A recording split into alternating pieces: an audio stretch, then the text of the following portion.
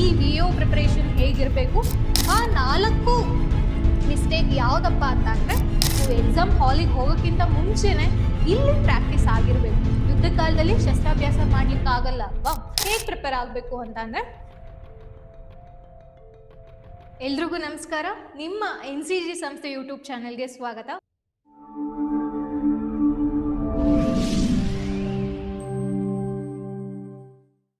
ಈ ವಿಡಿಯೋ ನೋಡ್ತಿರೋ ಬಹಳಷ್ಟು ಜನಕ್ಕೆ ಗೊತ್ತಿದೆ 500 VO ನೋಟಿಫಿಕೇಶನ್ ರೆಡಿ ಇದೆ, ಅದು ಯಾವಾಗ ಬೇಕಾದ್ರೂ ಕೂಡ ಔಟ್ ಆಗ್ಬೋದು ಅಂತ, ಹೌದಲ್ವಾ? ಆದ್ರೂ ಕೂಡ ನೀವು ಪ್ರಿಪ್ರೇಷನ್ ಶುರು ಮಾಡಲಿಕ್ಕೆ ತಯಾರಿಲ್ಲ. ಯಾಕೆ ಅಂತ ಅಂದ್ರೆ ನೋಟಿಫಿಕೇಶನ್ ಆಗ್ಲಿ ಆಮೇಲೆ ಶುರು ಮಾಡೋಣ ಅನ್ನೋರಿಗೆ ಇಲ್ಲಿ ಒಂದು ಕಿವಿ ಮಾತಿದೆ. ಏನಂತ ಅಂದ್ರೆ, ಫಾರ್ ಎಕ್ಸಾಂಪಲ್ ಯಾರ್ಯಾರು ಇವಾಗ KEA 708 ಎಕ್ಸಾಮ್ಗೆ ಅಪಿಯರ್ ಆಗ್ತಿದಾರಲ್ವಾ, ಅವ್ರನ್ನ ಹೋಗಿ ಕೇಳಿ ನೀವು. ನೋಟಿಫಿಕೇಶನ್ ರೆಡಿ ಇದ್ದಿದ್ದು ಜಾನ್ವರಿಲಿ 2025 ಜಾನ್ವರಿಲಿ, ಅದು ನೋಟಿಫಿಕೇಶನ್ ಔಟ್ ಆಗಿದೆ ಯಾವಾಗ, ಅರೌಂಡ್ ಅಕ್ಟೋಬರ್ ನವೆಂಬರ್ ಅಲ್ಲಿ. ಅಲ್ಲಿವರೆಗೂ ಕೂಡ ಕೆಲವೊಬ್ರು ಪೆನ್ ಕೂಡ ತೆಗ್ದಿಲ್ಲ ಅಂತ ಅಂದ್ರೆ ನೋಟಿಫಿಕೇಶನ್ ಆಗ್ಲಿ ಆಮೇಲೆ ಪ್ರಿಪೇರ್ ಆಗೋಣ ಅಂತ. ಬಟ್ ಯಾವಾಗ ನೋಟಿಫಿಕೇಶನ್ ಆಯ್ತು ಅವಾಗ ಪ್ರಿಪ್ರೇಷನ್ ಶುರು ಮಾಡಿದ್ರಲ್ವಾ. ಇವಾಗ ಎಕ್ಸಾಮ್ಸ್ ನಡೀತಿದೆ, ಆಲ್ರೆಡಿ ಆಗಿದೆ, ಇನ್ನೂ 2 ಅಥವಾ 3 ಎಕ್ಸಾಮ್ಸ್ ಇದೆ. ಸೊ ಇವರು ಎಕ್ಸ್ಪೀರಿಯನ್ಸ್ ನ ತಿಳ್ಕೊಳ್ಳಿ. ನೀವು ಇವಾಗ VOಗೆ ಪ್ರಿಪೇರ್ ಆಗ್ಬೇಕಾ, ಈಗ್ಲಿಂದ ಶುರು ಮಾಡ್ಬೇಕಾ ಅಥವಾ ಬೇಡವಾ ಅನ್ನೋದ್ರ ಬಗ್ಗೆ ಯೋಚನೆ ಮಾಡಾಗತ್ತೆ. ಫುಲ್ ಟೈಮ್ ಕೊಟ್ಟರು ಕೂಡ ಸಿಲೆಬಸ್ ನ ಮುಗ್ಸೋದಿಕ್ಕಾಗಲ್ಲ.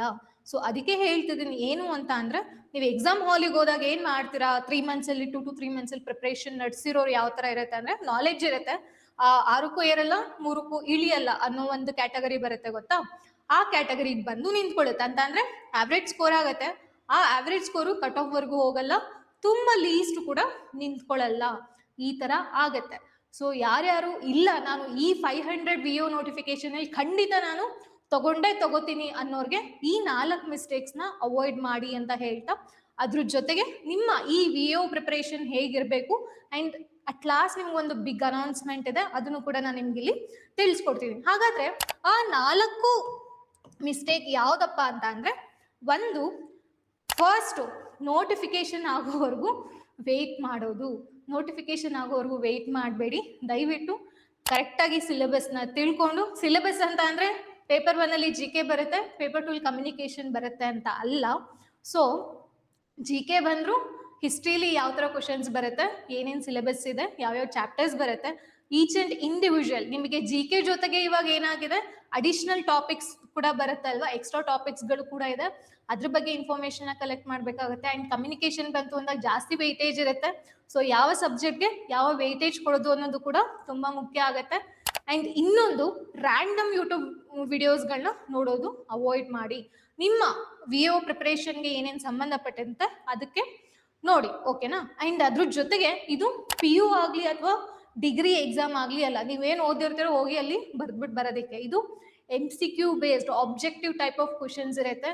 ಒಂದೊಂದು ಕ್ವಶನ್ ಕೂಡ ನೀವು ಅಟೆಂಡ್ ಮಾಡಬೇಕಾದ್ರೆ ಹೇಗೆ ನಾನು ಆಪ್ಷನ್ಸ್ನ ಎಲಿಮಿನೇಟ್ ಮಾಡಬೇಕು, ಯಾವ ಆಪ್ಷನ್ಸು ಇದಕ್ಕೆ ಮೋಸ್ಟ್ ಸೂಟಬಲ್ ಅಂತ ಅನ್ಸುತ್ತೆ ಅನ್ನೋದನ್ನ ನೀವು ಎಕ್ಸಾಮ್ ಹಾಲಿಗೆ ಹೋಗೋಕ್ಕಿಂತ ಮುಂಚೆನೆ ಇಲ್ಲಿ ಪ್ರಾಕ್ಟೀಸ್ ಆಗಿರ್ಬೇಕು. ಯುದ್ಧ ಕಾಲದಲ್ಲಿ ಶಸ್ತ್ರಾಭ್ಯಾಸ ಮಾಡ್ಲಿಕ್ಕೆ ಆಗಲ್ಲ ಅಲ್ವಾ. ಸೊ ಹೋಗಿ ಏನ್ ನೆನಪಿದೆಯೋ ಅದನ್ನ ಬರ್ದ್ಬಿಟ್ಟು ಬರೋದಕ್ಕೆ ಇದು PU ಅಥವಾ ಡಿಗ್ರಿ ಎಕ್ಸಾಮ್ ಅಲ್ಲ. ಸೊ ನೀವೇನ್ ಓದಿದಿರೋ ಅದು ಕರೆಕ್ಟ್ ಆಗಿದ್ಯಾ, ನಿಮ್ ತಲೆಯಲ್ಲಿ ಕರೆಕ್ಟ್ ಆಗಿ ಕೂತಿದ್ಯಾ ಅಂತ ತಿಳ್ಕೊಳ್ಳಿಕ್ಕೆ ನೀವೇನ್ ಮಾಡ್ಬೇಕಾಗತ್ತೆ, ಫಸ್ಟ್ ನೀವು ಪ್ರಿಪೇರ್ ಆಗಿದಾದ್ಮೇಲೆ ಒಂದೊಂದೇ ಸಬ್ಜೆಕ್ಟ್ ಪ್ರಿಪೇರ್ ಆಗಿದಾದ್ಮೇಲೆ ಅದನ್ನ ಟೆಸ್ಟ್ ಅಟೆಂಡ್ ಮಾಡ್ತಾ ಹೋಗಿ, ಓಕೆನಾ?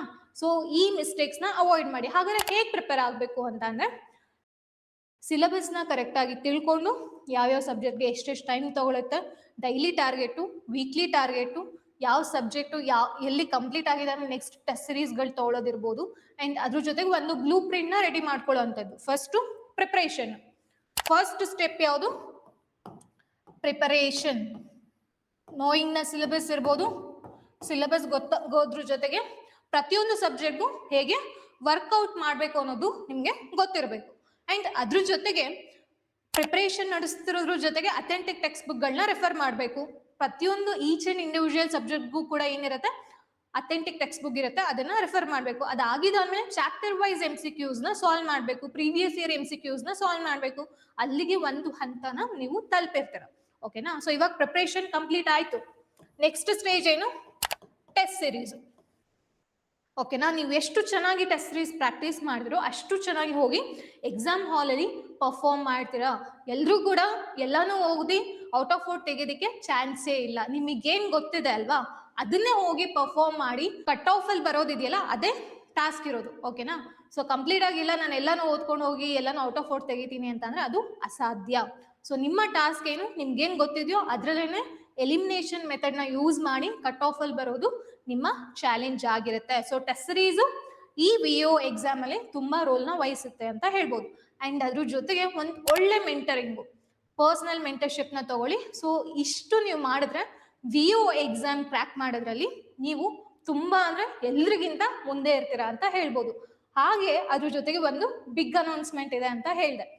ಈ ವಿಒಗೆ ಸಂಬಂಧಪಟ್ಟಂತೆ ನಮ್ಮ NCG ಸಂಸ್ಥೆ ವತಿಯಿಂದ ಫೆಬ್ರವರಿ 1, 2026ರಿಂದ ಹೊಸ ಬ್ಯಾಚಸ್ ನ ಶುರು ಮಾಡ್ತಿದೀವಿ.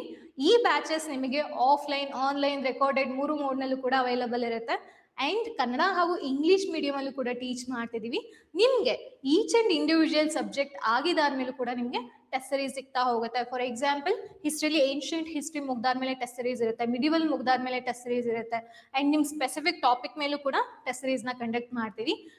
ನಿಮಗೆ ಕಮ್ಯುನಿಕೇಶನ್ ಪೇಪರ್ಗೂ ಕೂಡ ಏನಾಗುತ್ತೆ ಟೆಸ್ಟ್ ಸೀರೀಸ್ ನ ಪ್ರೊವೈಡ್ ಮಾಡ್ತೀವಿ. ಕರೆಂಟ್ ಅಫೇರ್ಸ್ ಇರ್ಬೋದು, ಮೆಂಟರ್ಶಿಪ್ ಇರ್ಬೋದು, ನಿಮಗೆ ಈಚ್ ಅಂಡ್ ಇಂಡಿವಿಜುವಲ್ ಆಗಿ ನಿಮಗೆ ಪರ್ಸನಲ್ ಮೆಂಟರ್ಶಿಪ್ ಕೂಡ ಕಂಡಕ್ಟ್ ಮಾಡ್ತಿದೀವಿ.